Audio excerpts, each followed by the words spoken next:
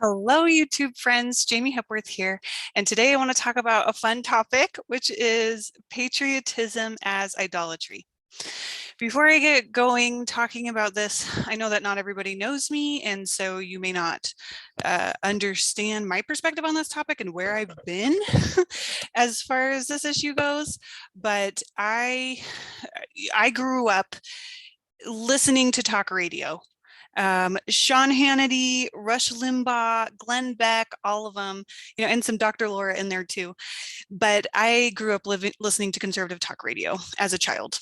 Every single day that we drove in the car, I listened to talk radio. Politics was it was a very big deal to us in our conversations at the dinner table. Like, we didn't care that much about sports. We didn't have as much of an issue with idolatry of sports. But when it came to politics, we loved it. I remembered going to the Dick Cheney rally as a little girl and also just being very passionate about political issues my entire life. And even as a senior in high school, I won a very special award. I had a really great teacher who taught AP US government. And Mr. Linton, and he had something called the Gold Pin Award. And it was basically for whoever was most passionate about government would win this Gold Pin Award. And I think he only picked like two or something in the whole group of kids that he taught US government and politics to. And guess who won a Gold Pin Award? Me, because I love politics so much, and I love government so much, and I love the Constitution so much. And I would show up in class and be inflamed with rage about whatever Nancy Pelosi was doing, or whoever, the the leaders of the houses were doing. And I knew all the ins and outs of the political system.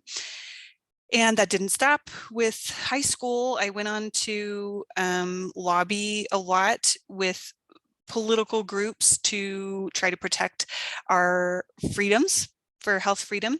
And I showed up to campaign for liberties as far as, raw milk was one thing that I advocated for, to protect parents' right to choose regarding vaccination, and not having them be tagged as negligent of their children or something.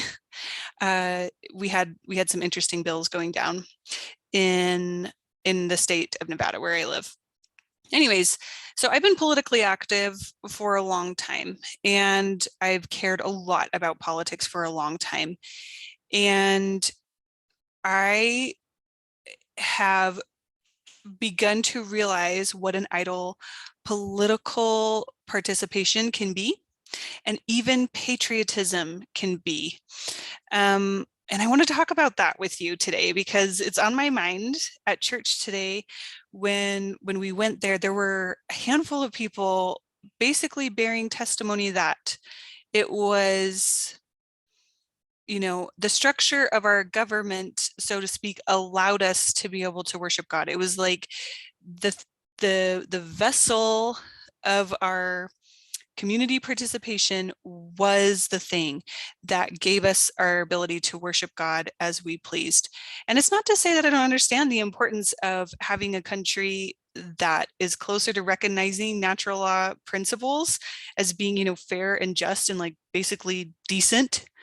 I think that there's definitely a spectrum of countries' commitment to respecting the natural law, human rights of people, but I've yet to find one that has done that perfectly. Generally speaking, I think all governments fall short, all constitutions fall short, all organizations fall short of, anything less than sort of a telestial level law-giving approach. And when I say telestial level, I am a member of the Church of Jesus Christ of Latter-day Saints. And so if this is not familiar to you, you don't know what any of these things mean, you can ask in the comments section, be happy to answer them. But basically we believe there are degrees of, of goodness, of connection to God, and glory. The telestial level is the lower level. It's kind of like the worldly level, and then terrestrial is higher than that. And then above the terrestrial, we have celestial, like, like a really heavenly state. And so the governments of the world are not in line with celestial principles. And to act like they are and to give them reverence like they are is a form of blasphemy, in my opinion. I used to always, pledge allegiance to the flag. And several years ago, I stopped saying, I pledge, indivisible. I took out the indivisible from when I would say the pledges, because I'd listened to Joel Skousen. Joel Skousen is a thinker that I respect as far as giving insights about what's really going on in the world and what the real political maneuvering is that's happening, and being awake to that. And he talked about how indivisible was a bad move in the Pledge of Allegiance, because that basically means you have to be united with people who are doing bad things. And so we need to be able to divide in order to have, basically covenant communities is kind of Joel Skousen's perspective. Basically, eventually we'll have covenant communities of people who agree on things on multiple levels in order to form a way of living in a community together. But anyways, I stopped saying indivisible in the Pledge of Allegiance. And then just recently in the last year or so, I stopped saying the Pledge of Allegiance altogether, because I have realized through study and also just paying attention to what's been happening in the last couple of years that I don't want to say the Pledge of Allegiance for a country, for an idea that has nothing to do with God, or that claims to be supporting God's ideas and is clearly not. I remember a couple years ago when all of this stuff started going down, and the regulations that began were keeping people out of meeting in church, without masks. And they also started to limit in Nevada. There were some people who wanted to get together for Easter Sunday, and they wanted to have a drive-in sacrament sort of situation. It wasn't my church. My church had everybody masked up and following the regulations, but there were people who wanted to, and they were doing a shutdown on these people and threatening, legal pressure. So on Easter Sunday, when the shutdown started, I started a rally with one of my friends, and we basically just rode around with painting on our cars and with flags and with scriptures on our cars that talk about, the spirit of Christ is the spirit of liberty and stuff like that. And that he is risen, and that we would celebrate this the way that we wanted to, regardless of what the government said. And there were so many Christian churches that I was so impressed with, who decided to disregard completely all of the government mandates and continue to meet exactly as they wanted. And they were just fine. They had God's protection in doing that. And it was a great trial of my faith to have experiences where we were asked to not come back to church, if we weren't going to wear a mask for a time. That was hard. That was really tricky, because I had an understanding in my mind of what it meant to be free, and of like true principles of what is good and right and true, right, on a political level. And then I could see that my church wasn't adhering to that. And it's like, okay, well, who's going to win out? What do I do? And so it became a big issue of prayer for me to know how to handle the situation. How do I handle this political situation? How do I handle this ecclesiastical situation? And without getting too personal, although I could, if people were interested to hear more, but I realized that I had attachments to my ecclesiastical organizations and to my political governments acting in a certain way in order to be able to feel like I could participate and receive the liberties that Christ has given me. And that's a problem. That's a problem when you believe that someone else is in the way of your relationship with God, and that they can determine that for you, that they can tell you what to do. You know, there's some scriptures in the Doctrine and Covenants section 88, and they talk about people becoming a law unto themselves, or but it also talks about Christ being the law, right? So if we want to understand living on a higher level, then we need to understand what it means to have Christ be our lawgiver. And the law of Christ supersedes even natural law principles, which is to say that you lay down yourself in service and suffering on behalf of other people in order to lift them up in the cause of truth. You're like in whatever is actually just. But the problem is, like, every single government, including the United States of America, is founded on there were some attempts to do them on correct principles, but we're so far past that. We've trashed the best intentions of the Constitution and then some. And we don't actually participate in the political realm in such a way that is based on higher principles. What do I mean by that? Well, first of all, we still are putting our trust in politicians to fix things for us. We want so badly. We think that it's the system. If we can just change the system, then we will be free. If we can just get Trump elected or whoever elected, then we will be free, and then we will be saved. This is the kind of language that people use, and the fervor and the hope that they have that if this politician that I really care about gets in, then things will be okay. And I think that practicing thinking that again and again and again over a course of years and years is harmful to our spiritual health, because Jesus is the one who makes us free. And what are we supposed to be free from?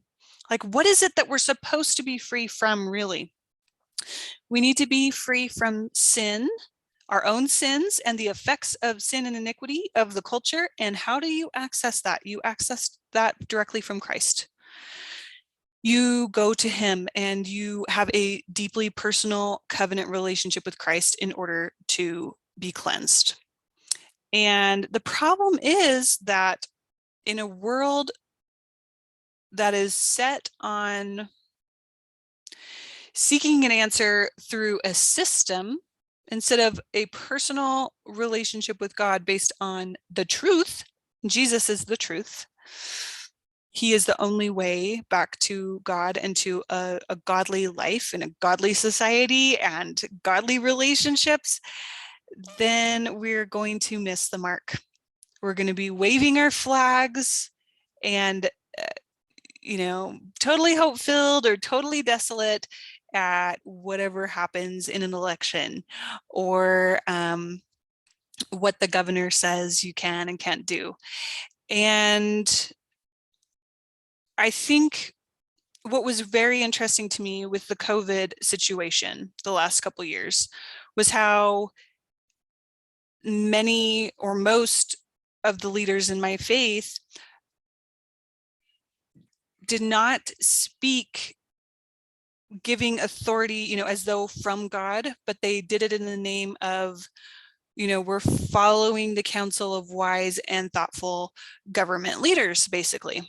It wasn't we prayed about this is God's will, this is, the thing to do. And I respect the fact that an organization that is worldwide has different things to consider than I have to consider. But when all of the governments of the world are pretty much evil and pretty much serving evil purposes for depopulation and the control of all of humanity, which isn't a problem, by the way, because Christ can make up for that.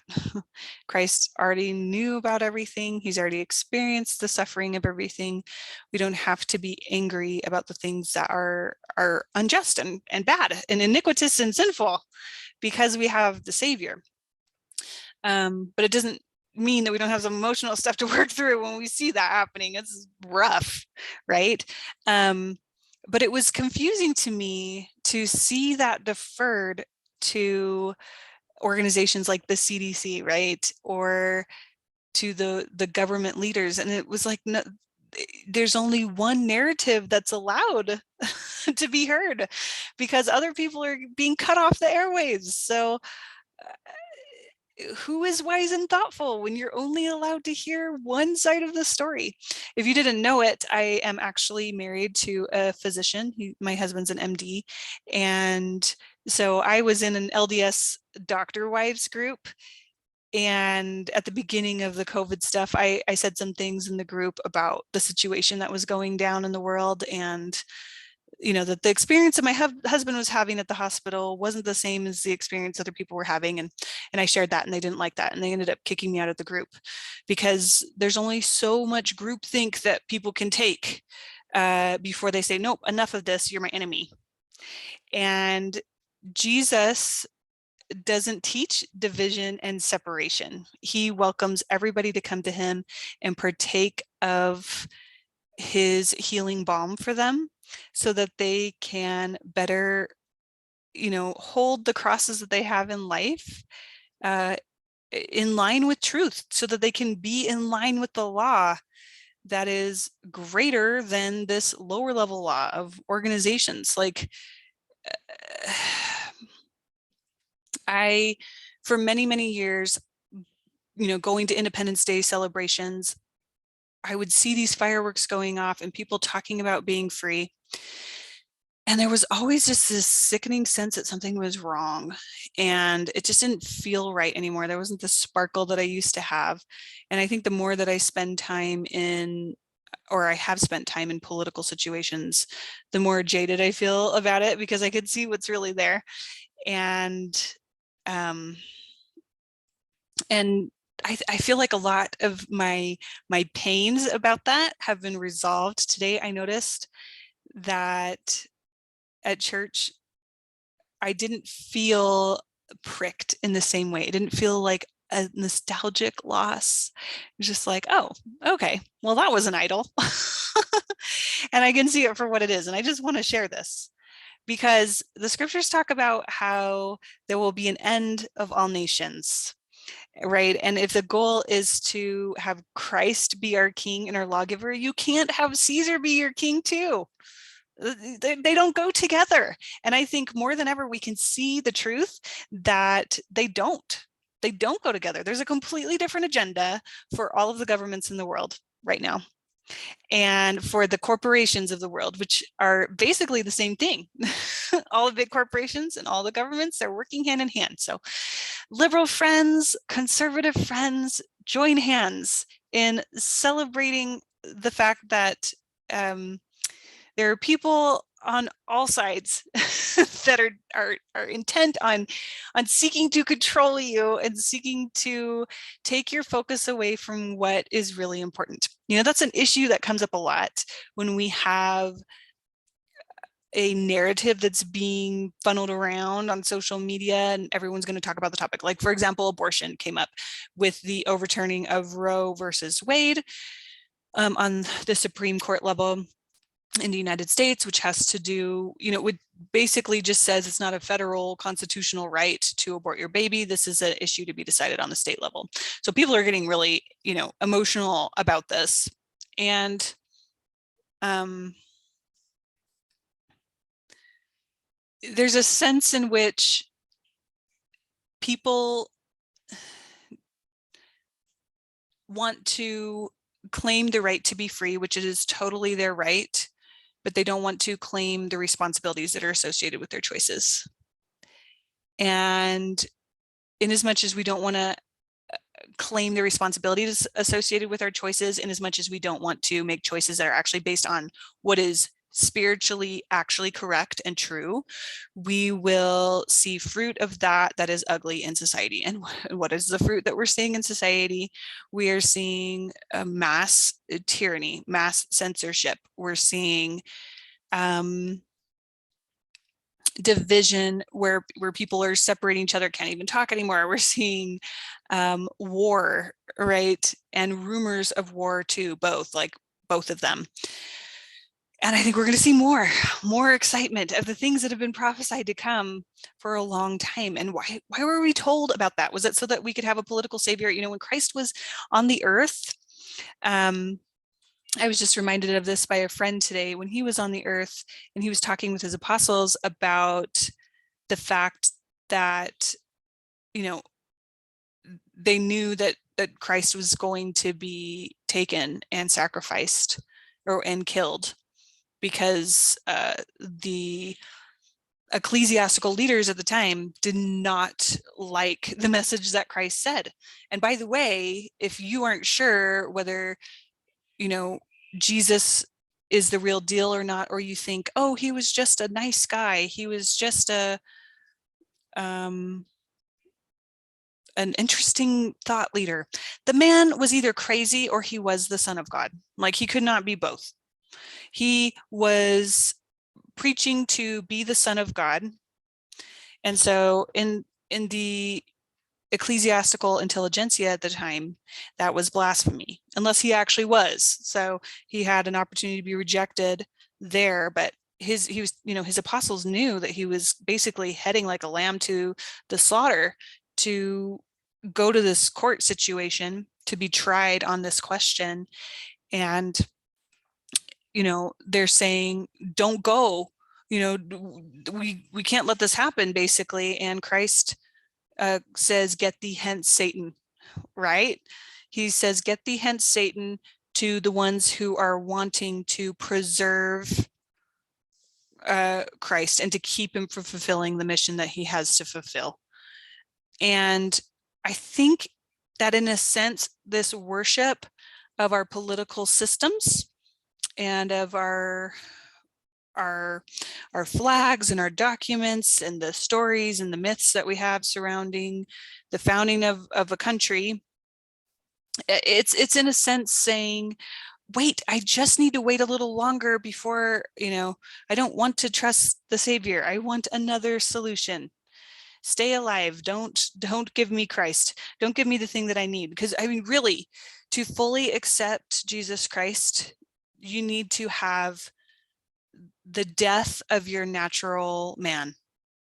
And I say natural man because that is what is scriptural. I'm not going to say natural woman. It's a natural man, because it is masculine to be certain about something, to have a goal or a direction. And I think the goal is to be handmaidens to God, to submit to God. That's a feminine role. So I don't think that the feminine, there's never a natural woman in the scriptures. And because I just don't think that that is correct. But I mean, I guess you could say whatever you want, but natural man, it is to have the natural man die completely. What does that mean? What does that mean to have the natural man die completely?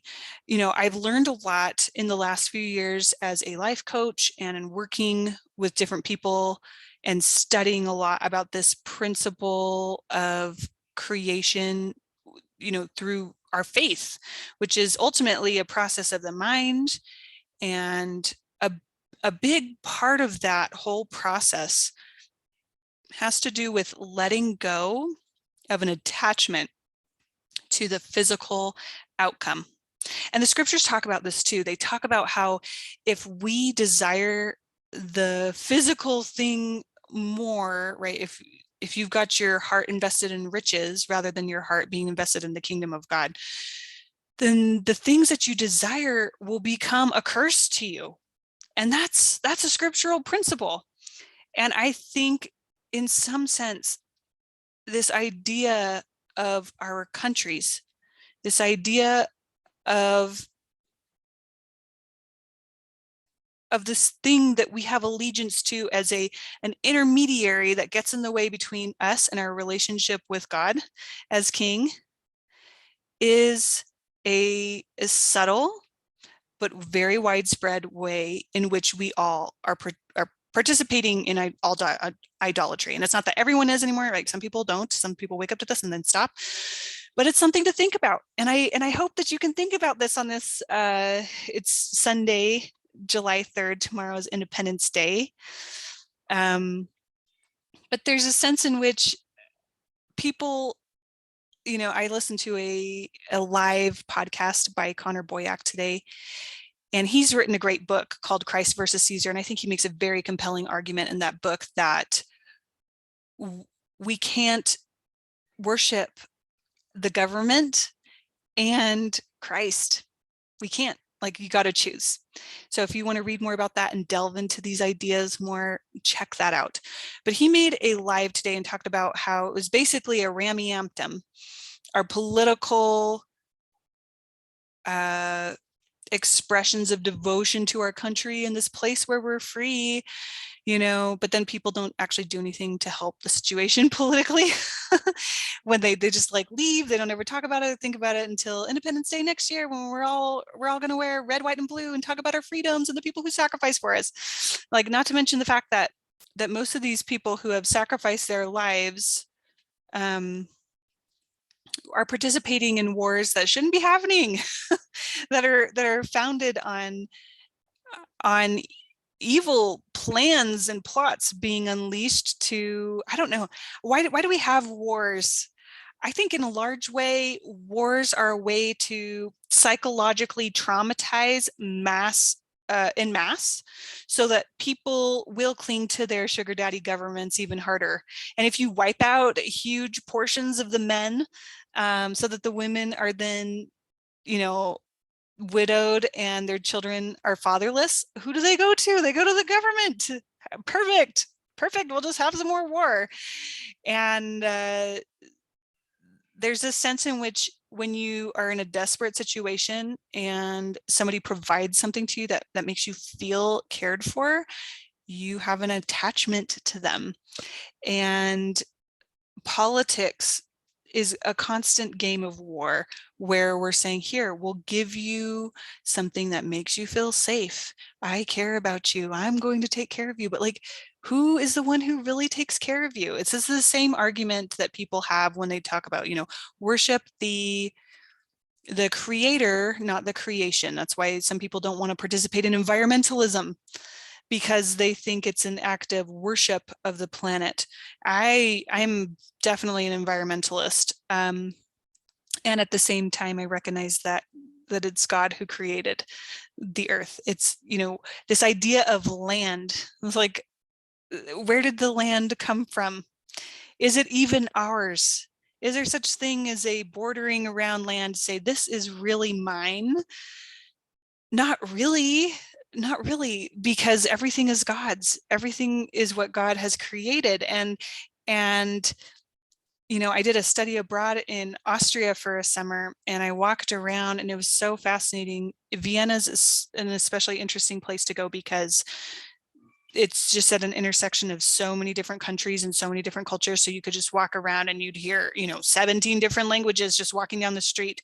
And I just felt like it was a very mind-blowing experience to see all these different kinds of people wearing all different kinds of clothing and speaking different languages, and me struggling so hard to understand one different culture than the culture that I'd grown up in, and failing at that and struggling with that, and thinking about, wow, God really knows all of these children, and they are all important to him, and they all matter to him. And I will never understand all of these people, because I just don't have enough hours in the day to learn all of these languages and all of these cultures. And this is amazing. And I did really come home with a sense of feeling like I was more of a child of God and a human, in this whole world, than I did as a citizen of the United States.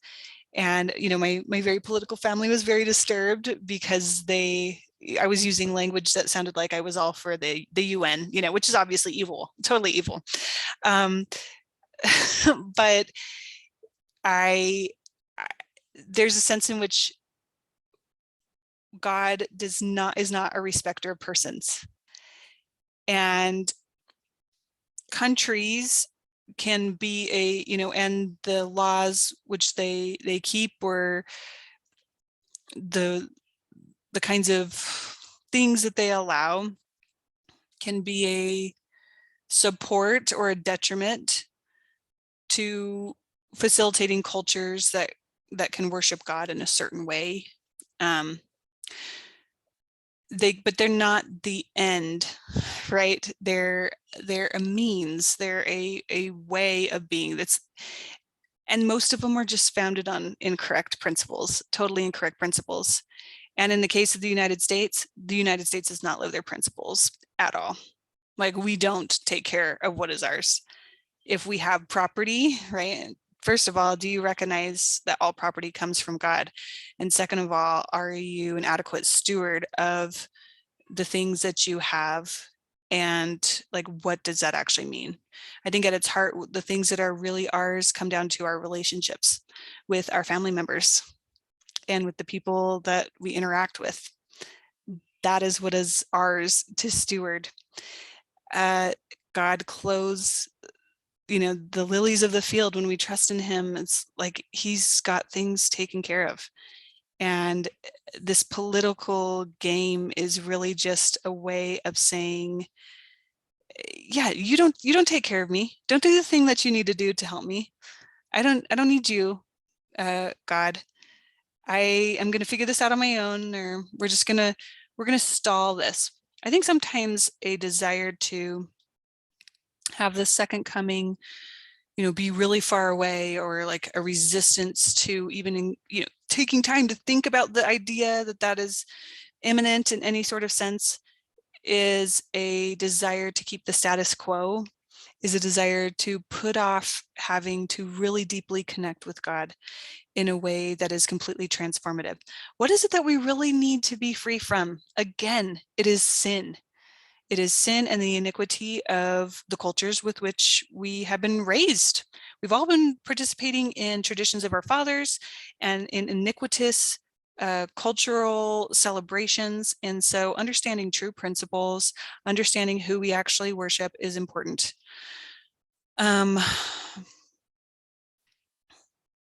I just wonder if there's any more I need to say.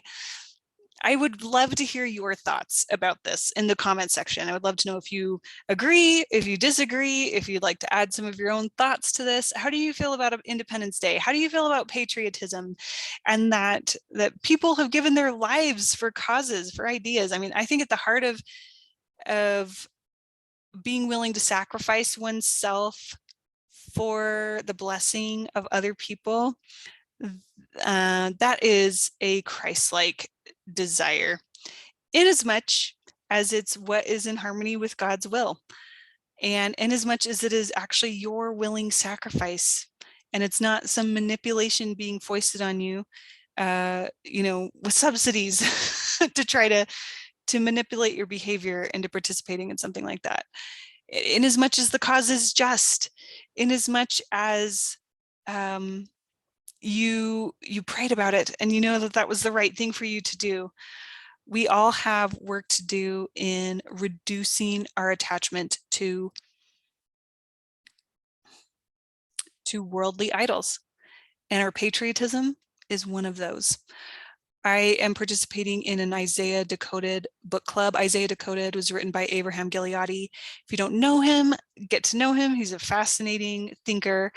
Hugh Nibley, who is a church historian in my faith that I respect a lot, he said that Abraham Gileadi is the only Isaiah scholar we should be reading. So take it for whatever it's worth. Obviously, you don't have to trust any one person, and that is not the goal, is to get you only trusting one person. But I think he has a lot of food for thought about Isaiah that is worth considering, especially in the context of these last days, because Isaiah is ultimately a commentary on what is happening right now in the world. And it's a key to understanding what is happening in the world right now. And Christ really encouraged us to read Isaiah and to study Isaiah and to know Isaiah on multiple occasions. So study Isaiah. But I appreciate one of the ideas that Abraham brought up in our pursuit of higher spiritual progression. There's a sense in which we must face tests, and tests of our loyalty to God in order to show who we really pledge allegiance to. Who do we pledge allegiance to? And those tests come in three basic forms. He talks about how they are There can be a sort of a political test of allegiance. There's an ecclesiastical test, basically where we're misunderstood by our ecclesiastical authorities. And then there's also a test of idolatry. Is there anything with which we are putting our trust and faith? Is it a modality? Is it an organization? Is it a system? Right? Is it the physical things that we're putting our trust in? Is it our own desire to feel important and, you know, and grand or something? There are lots of idols that we can potentially have, but ultimately we need to put down all of them. And if we want to progress spiritually and be able to be prepared for the second coming of Christ and to be prepared for what is happening next, because the United States has is basically functioning as Egypt in the Isaiah scriptures right now. And Egypt is not going to have a good time.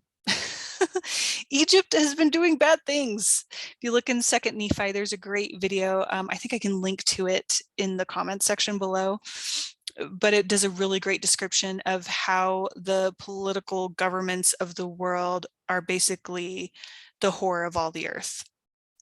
And they are the whore of all the earth. Why are governments the whore of all the earth? Because they are what we pledge allegiance to, into which we feel like we have our sustenance in our life. And I just think the house of cards is breaking down a lot for a lot of people.